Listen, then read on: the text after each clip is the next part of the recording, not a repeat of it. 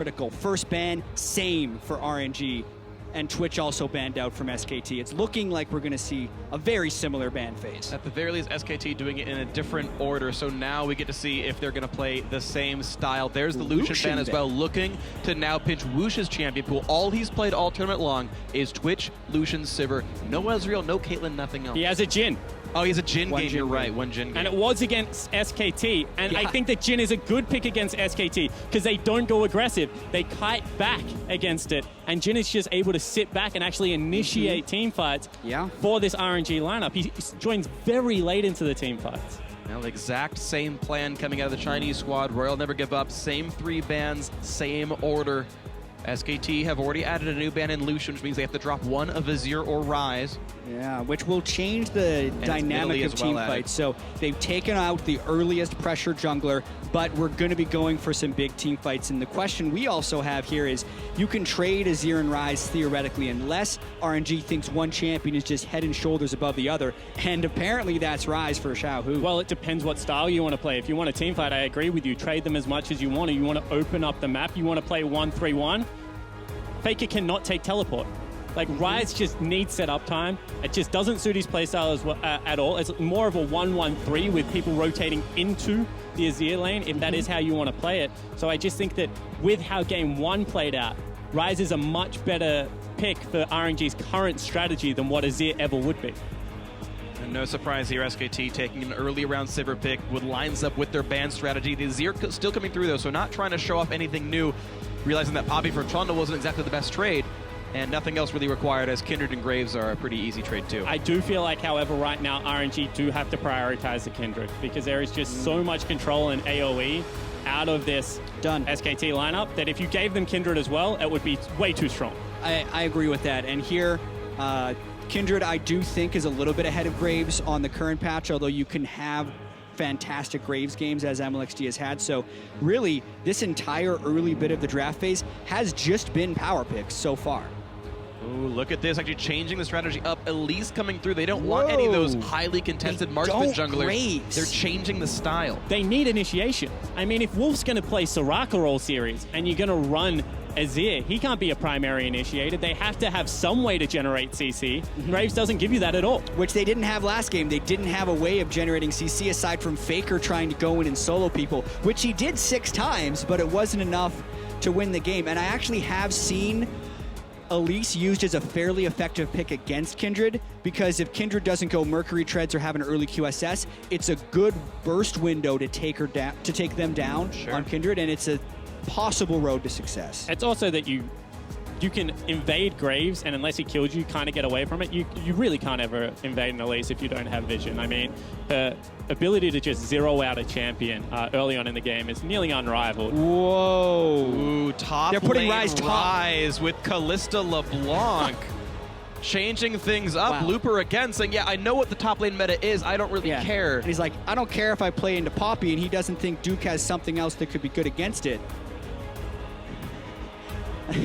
And the thing is here, like, SKT gets to react to this and still have a counterpick. I do have to credit SKT for saving their top laner so they can't get counterpicked again, but they're also, it's been a while since they've had to go up against a Ryze.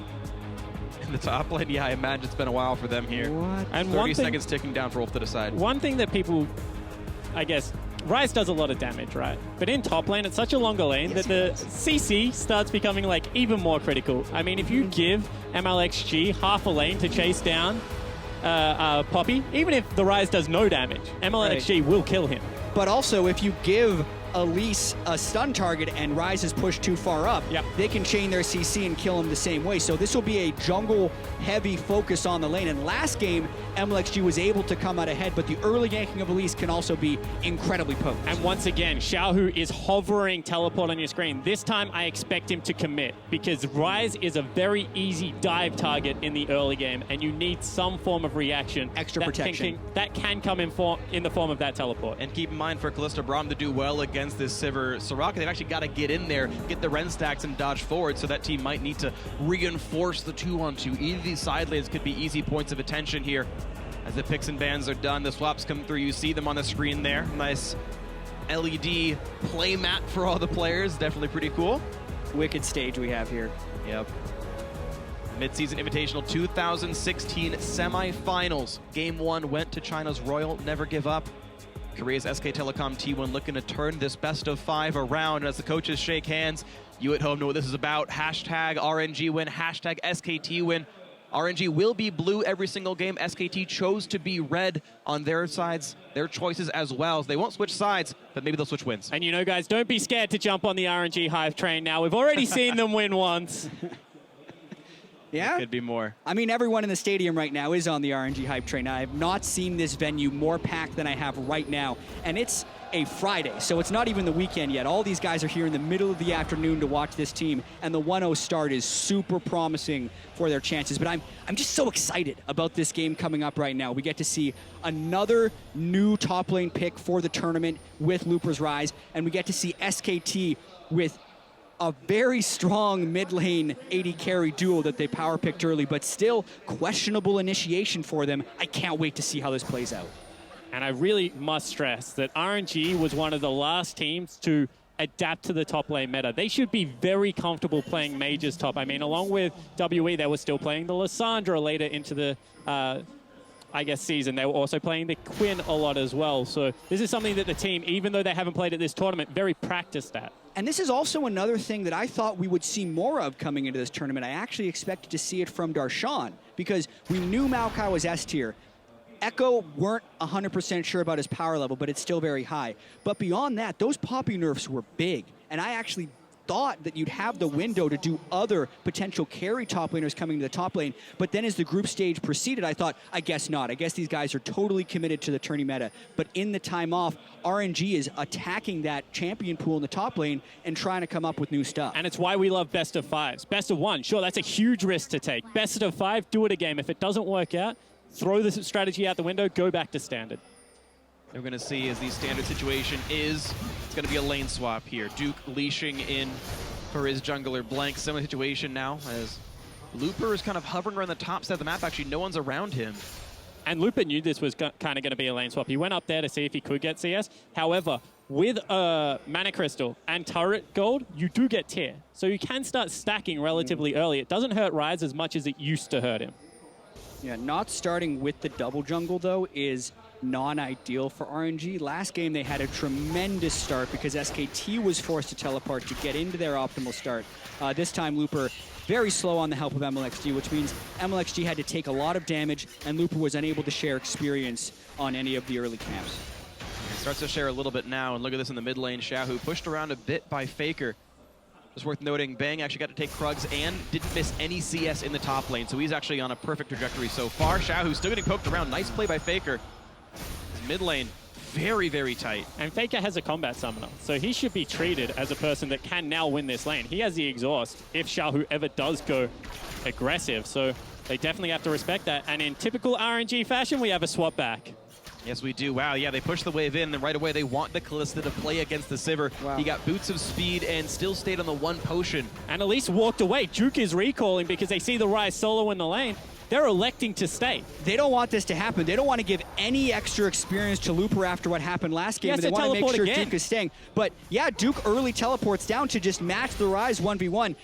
I know Crepo and Deficio have a very defined way of the way they want lane swaps to work. This is much different, but it's all about the experience on the top laners trying to be the priority. Well, right now they're both level 2 and barely that. There's some more minions on the field for Looper to kill. Also, this lane will freeze. The way RNG have manipulated the waves, Looper can hide under his turret and make Duke overextend to fight for CS. And they have double teleport advantage. Yeah. If they ever do reverse it, top lane is a huge ganking.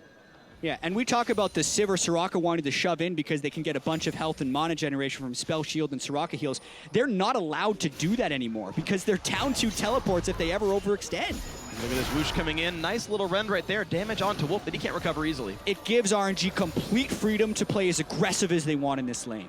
And beyond that, all of a sudden Blank cannot look proactive. He has to be the reactive jungle. You have a first person in on this gank, teleport can come anywhere on the map. You know, the waves are already against you. You can't set up turret dives. Like, Blank now has to play reactive style League of Legends, and we know mlxg wants to be proactive. And because of all these reasons, I completely disagree with SKT's decision to teleport Duke down into the bottom lane. I think they should have allowed RNG to swap back. They should have punished with 4 people in the lane to get the gank off, as the standard punish could be, because they had the people in position to do so if they wanted to cut that off, but they decided not to try. They made the safe, non-risky play, which opted into a minor disadvantage, and I think that's a mistake. Because the biggest thing, right, is Ryze shoves in that lane. It's bouncing back. If you even threaten the dive, Ryze has to teleport, because otherwise you just go for it. Then Ryze is burning his teleport. All of a sudden, Duke walks back to his lane, and you're on completely even footing.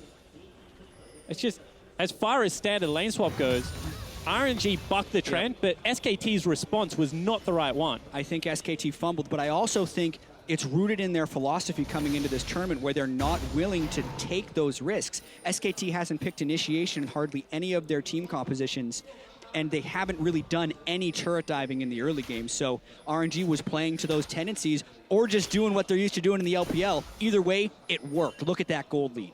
And right now is the first potential risk right there. The bot lane, the one-on-one down there, Ryze versus Poppy, the wave had just pushed back out, and that river was pink warded. There was no vision for Looper at all, but no one came down to punish this. He was able to kill a pink ward, shoving in a wave with no concern for Blank at all. And Elise in the early game, and there's no punish at all. Well, Duke has just picked up 8 CS. Before that, he was like 15 CS behind. If you mis-execute that gank and 5 minions die to a turret, ooh, that's nice from Faker.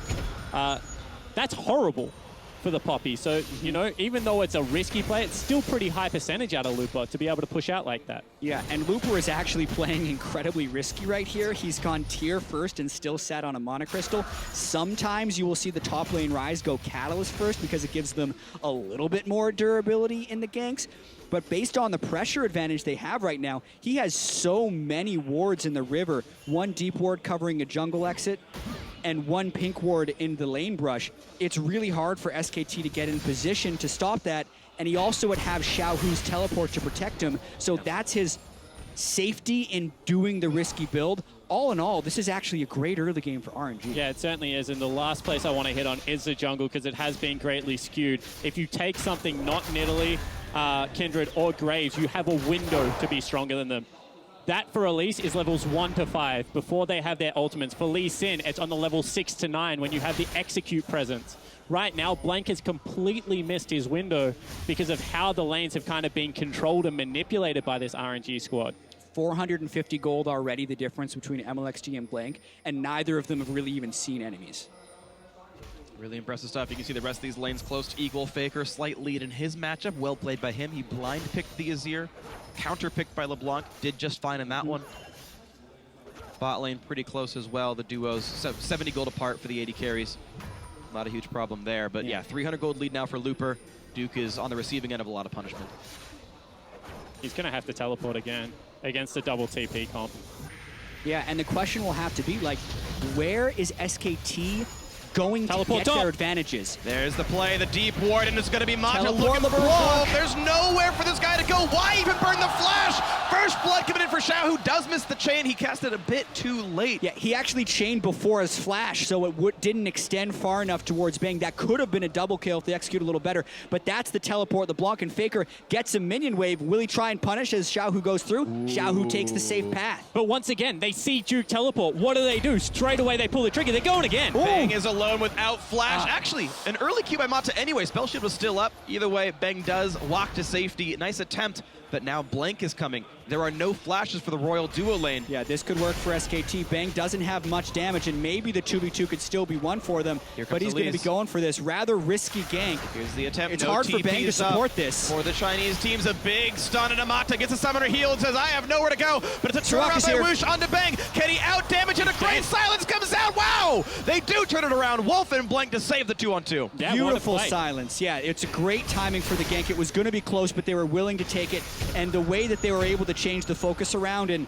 have Mata be so low at the start of the gank stopped him from being able to be safe. Wow, flash slow from mlxg. Still wants to dive with the red spot bomb. Oh, Wish comes through and it's not going to be anything. mlxg pops Lamb's Respite, and he actually just gets out. Doesn't want to get outplayed by Faker, but he burns both summoners off of the SKT mid laner.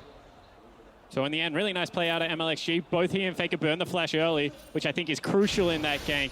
mlxg, if he ever wants to kill the Azir, and Faker, if he ever wants to live. But that gank in the top lane, one more time, I speak about it for Afro a lot. Blank just saved that lane.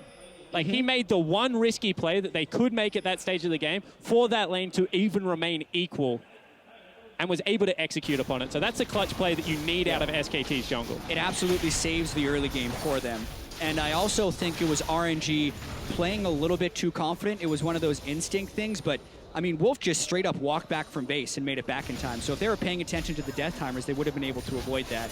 Either way, it pulls SKT even. And Faker looking to make it more than equal. Going in for xiohu. One more attack will do it, and he gets it. The solo kill in the mid lane. 1-0 for Faker. That is huge. That was with all summoners down, so he wasn't even advantaged with the exhaust right there, but I think it was xiohu probably staying a little bit too long in the lane. I didn't get to see the very start of that one, but that's the way SKT fights back. Blank makes a play, and Faker gets a solo kill.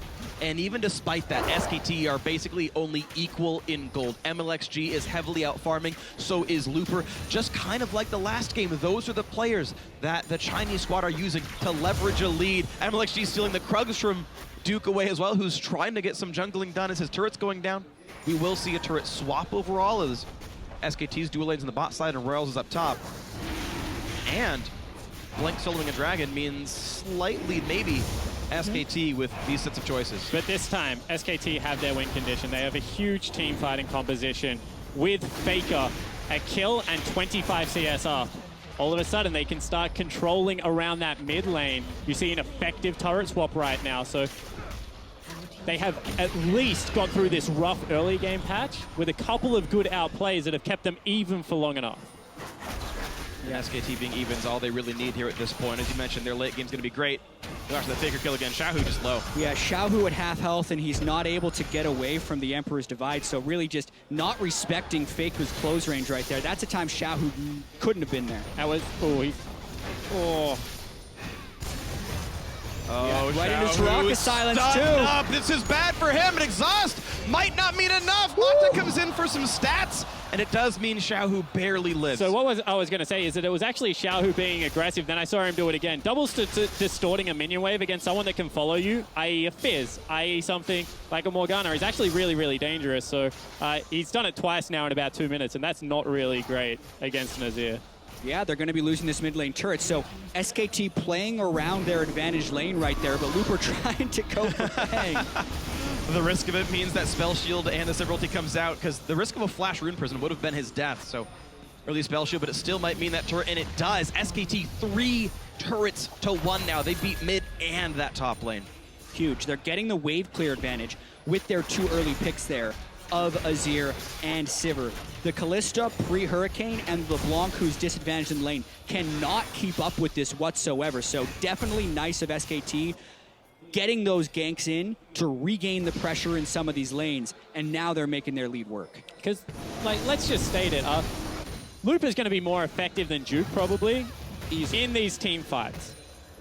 The Kindred is way over Elise in team fights. Their win conditions are around the Sivir and the Azir. So the fact that they are the 2 people ahead on SKT's side is massive. But the discrepancy on the other side of the map is equally as big for RNG. And the thing about early turrets is they should be equalized if you run double teleport. There should be situations in this game where RNG are able to open up that map and chip down turrets. So they have a gold lead now, and they need to start utilizing it. I do say xiohu is getting pressured more on LeBlanc this game than I've seen him get pressured all tournament. He's been dominant against pretty much everyone. But a few mistakes against Faker, and also the fact that he's against Faker, who's having a much better Azir game than he did in the group stage. It's making him struggle. A relevant stat for this, actually, I was told there have been 29 solo kills pre-15 in this tournament. This is the first time Faker's gotten one of them. Finally having a good early laning phase for himself, at MSI specifically. mlxg looking for the flash up on the Blank. They really want to knock down this Elise, who flashes to the left-hand side toward Faker. Here comes Looper. Here comes the teleport from Duke. And it's going to be an assassination. mlxg goes down. Mata forced to be pulled back. Bang on the wings. Wolf near there as well. Attack on the side. A great knockback from Faker. Buys the time. A huge knockup as well. And they're going to start picking up kills. Bang gets one. A second as well as Whoosh goes down. xiohu forced to run away from Duke. Looper also falling. That is 4 kills for SKT with only 1 in return. Blank going back in, the surprise damage on mlxg. mlxg can't get down as Kindred ultimate, then RNG's all-in style bites them right there, and SKT's very easily able to turn that fight around. Great fight for SKT, big lead in the early They game. play towards the right side of the screen and then chase left. They actually had the team fight cut in two, but by overcommitting onto Faker's Azir, they open up the back end of that team fight for everyone else to collapse onto the carries. That's an overreach from RNG. We're not used to seeing this. Their teamfight execution is always crisp. Yeah, and if we talk about the way SKT would win games versus the way RNG would win games, SKT will win when they punish RNG for overreaching. That's how they've been playing most of their plays, outside of a few early game successes they had here with the Faker solo kill and the blank gank. That's more of the fight we'd expect SKT to win coming into the series. Bad recall spot. Uh-oh, mlxg spots him exhausted, gets away from the root flash to chase, and the Wolf takes him down. Team kill right there. Wolf kills Wolf. mlxg takes the jungle. All right. This is something that SKT has done more in this tournament than I have ever seen in the past. Recalling in really silly situations. Faker's being caught out twice. Wolf there as well. Walk back deeper into your jungle. Or set down an aggressive ward as they walk over it. At least give yourself time to be able to back away. Also, if I'm not mistaken, that was the ward that was teleported in on in the prior fight. So, like, Wolf knew he was very close to being in vision, if not completely in vision. Yeah, that is the ward that was still up from the prior fight where Wolf was recalling next to. But yeah, they teleport in. I guess they thought the teleport would zone off Wolf, but RNG could have followed up towards the tri-brush and executed that dive. Instead, they pull over to the left. mlxg gets bursted down, and then Matas still goes through, further committing onto Faker, allowing Bang and Wolf to just free hit from the backside. And look at this. xiohu came from the right-hand side. Looper and xiohu can absolutely decimate Wolf and Bang in that 2v2. Yeah. But xiohu, little bit of miscommunication, overreaches to try and kill the Azir, and the pinch just doesn't work out. They even could have teleported to the same ward and just one-shot the backline by themselves. Pull a, CLG type move right there, top and mid coming up. Didn't happen there. And it's going to be SKT farther ahead now. Great pickup. Down goes the Rift Herald, given over to Blank. Still a sizable lead here, 3,000 up, fighting for the blue buff, and a big knockback on a 2. That's bad for mlxg. Pop slams just fight. Mata's gonna come into this one as well, but Faker has so much time to deal the damage. A great tackle from Duke means the kill on the RNG jungler. Looper now running, slowed down by Wolf. The kill goes over to Blank, 2 for 0 with the blue steal. And Faker's playing like a man possessed right now. These Azir initiations are incredible. We thought SKT was a little bit low on initiation, but Faker's just making it work. As soon as he sees a small opening with the numbers advantage, he's going for it. That was a fantastic Emperor's Divide and an even bigger advantage for SKT. And you're behind RNG. Stop overreaching for little objectives. I mean, bleed dragons, give up a blue buff, but try and get pace of the game back by spreading people out, not letting this Sivir Azir, the team fighting prowess of the Poppy to come out. Instead, they just keep going for the fights, and Faker, as you said, he's just going in time and time again, gets a two-man scoop here, and Looper can never get into the fight. Yeah, and it's into the Soraka silence, which is an amazing synergy that SKT's been able to pull off now. Both times they've played Soraka with Azir. And then at this point, Looper was just way in over his head and dies once again. Quick reaction by Bang as well. Spell shields in case the skill would have landed. And beautiful stuff here. So a highly paced game working well, and SKT trying to really turn this cruise here. Second item, Banner of Command coming out from Blank to try to keep the pressure on as fast as he can. The only wave that RNG can now use is their jungler and AD carry. Now looking for more to do. Oh, that tackle lands on Amata. Nowhere for Braum to go. Oh, just kidding. Fate's called out, and he's going to be sent away. Wuxx is going to lose his life for this one. It saves Mata. What a nice AD carry supporting his support. Yeah, good guy Wuxx there. Little bit on Banner that you were mentioning. Ryze, LeBlanc, the two people with teleport, there's no way you kill that minion. It lives forever. Kalista is way too short range. mlxg is way too short range as well. Yeah, this is SKT snowballing this game in a very good fashion. I mean, the time of game for SKT on average was very long in the group stage, but that's because they lose slow. They win fast. So they're trying to do that right here. And look at this. under 19 minutes onto the inhibitor already. It's at half health. They will get pushed out. And in fact, it's xiohu teleporting on the flank. This is a fight that RNG needs to win. The flash route gets on the Bang, who doesn't take any damage at all thanks to Wolf. Matza dies for it. Duke in the front line, tanky enough. Looper's dead as well. SKT will not be refrained, pushing forward. mlxg takes a heal from wuxx to run away faster, but now that's wuxx himself getting caught out. Lamb's just bite, gets him some health. Actually does nothing at all for RNG. It's a wasted ulti, and SKT inside the base, inhibitor dead before 20 minutes, and they're staying inside. It's 5 versus 3, a Nexus turret going down sub 20. They have the Soraka push right now, so they can sustain through this, and they're just continually pushing him back in a base to buy time for the turret. And the Sivir ulti to disengage. SKT don't bite off more than they can chew. What an immaculate push by them. Yeah, perfect understanding. They know that Looper's not available. They have to make the play again. Here comes Looper. Yeah, I mean, you either let SKT starve you out or you go for the big play. You have to go right now. But the big plays just haven't worked. He can't. The rest of his team isn't close enough behind SKT, and he's on a pink ward, so it would be suicide. Unless they maybe they're feeling like it. Straggling out. Oh, Duke gets in a fog of war. Nice cocoon. Now Bang's in front, and this is the high spell shield. You can't even try for this one, xiohu. Great. This is actually what you expect out of SKT. They just keep running. No one's lazy. No one recalls in a bad position this time. Everyone gets back. They're chasing them up a super creep wave as well. So SKT finally executing in the early game, and they just smash it. That's the team that everyone predicted would be the #1 squad at this tournament, and SKT looks like this. And look at it, it's an overreach one more time. xiohu goes for the teleport play, but there's an Azir turret that they should have known about, and Mata just keeps diving past. Once again, it's actually Duke with better teleport positioning this time, and xiohu doesn't hit anyone in this team fight. And we got to see it a little bit here, but Soraka is also a great pick into Ryze, because as soon as he goes to machine gun someone down, you can put the silence field directly on him and just completely stuff his damage. SKT playing this game extremely well after some early missteps, but what a performance it's been from about minute 6 till now. And a time for Baron as well. They are not letting up at all. SKT playing high-paced. mlxg is over the wall. It would have been stealable if he had smite. Maybe so. mlxg now has to run away from Faker, who wants an exhaust is on. And now the re-engage out on towards Duke, forced a flash away from Baron, but mlxg is dead. His ulti wasn't available. And now the knockup for Duke to buy time for his team, exhausting the Looper, and that top laner might just die. He's limping away. The tackle from Duke nearly picks him off, but it's Mata stuck in the front line. Down goes Braum. 5 versus 3. The chase still on for SKT. They might get a blue buff, they might disengage, they might turn back for Baron. Yeah, I mean, nobody died. I'm surprised they decided to continue the chase through instead of just turning immediately back onto Baron, but I don't think it'll matter at the end of the day. Azir, Soraka able to just sustain back up and still kill the Baron at an alarmingly fast rate. SKT in absolute control of Game 2. And once again, RNG, they can't even send anyone there. They've only got one Nexus turret left that had a super creep wave on there. I mean, they keep committing to that. SKT just win the game. So, you know, they give up the Baron buff, and they're 10,000 gold behind, and this is just all started because, you know, SKT, they're not willing to take the risk. They peel up. Faker goes and deals with mlxg, even though he doesn't have smite, and everyone else just plays their role perfectly. Get away from the Baron pit, wait for it to come back in, and buy time for Lupa to get re-engaged upon.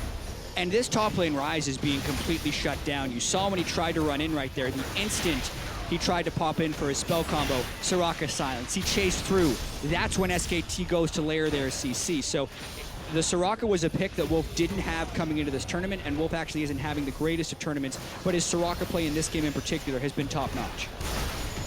And here comes the rest of it. Into the mid lane they go. Bot lane inhibitor still dead. It died 3 minutes ago or so. The fastest that we've ever seen a Nexus turret die happen as well earlier on. They're looking for number 2 here. Baron up, banner, cannon, minions still on the field. And let's see what's next for SKT. It's going to be the top lane. That wave was already well manicured thanks to Duke and the rest of his squad. And this will be inhibitor number 3. RNG isn't going to be lasting long here. This is going to be inhibitor number 3 with 5 people. And that's actually because no one can kill the banner minion. Going to be the end of the game. In they go. mlxg low on health. Can't pop the Lambs, just fighting time. Down he goes. Great by Blank. And all the kills are coming through. 4 already. Make that 5. It's a slaughter. It's a beautiful win for Korea's SK Telecom T1 to tie up the series. They smashed RNG in that game. That was absolute decimation of the Chinese squad. Yeah. This is the fastest time someone has beaten RNG in with a 23-minute, 32-second victory. And also, it may have taken 12 games, but the SKT people expected to show to MSI are finally here. They punish every mistake that RNG makes. The overreaches now no longer working. And you know, RNG got the early game they were looking for. 40 CS on their jungler, still 40 up on their top laner as well. And SKT were like, we don't care. We have Azir Sivir. Like, why would you give us this lineup? Yeah, absolute decimation from SKT here. But this is the beauty that we keep coming back to of best of fives. RNG doesn't have to keep Maokai and Alistar bans because those are their champions just as much as they are SKT's champions. The complexion of the pick and ban phase can change drastically in Game 3. And after this result, it will. This is going to be so much fun. They'll stay on the same sides, but seeing Faker play that well is going to be pretty heartening. Had a good Game 1, even though SKT lost, had a great Game 2, and was one of the major reasons they won. And that is a full power SKT. And the games keep looking like that, it's scary. The biggest thing, right, is winning a game 22 minutes, that's great. Unlocking the Azir pick that we thought he could not blind pick in the second rotation because of how good xiohu's LeBlanc is, even more valuable in a best-of-5 series, in my opinion, because it's not going to win you one game. It's going to win you the set if he keeps playing that way. Because much like they baited the Poppy pick to go up against Trundle in Game 1, I almost feel like they were baiting the Azir pick with the first pick Ryze. Faker thinking, yeah, I'll play Azir into Ryze, no problem.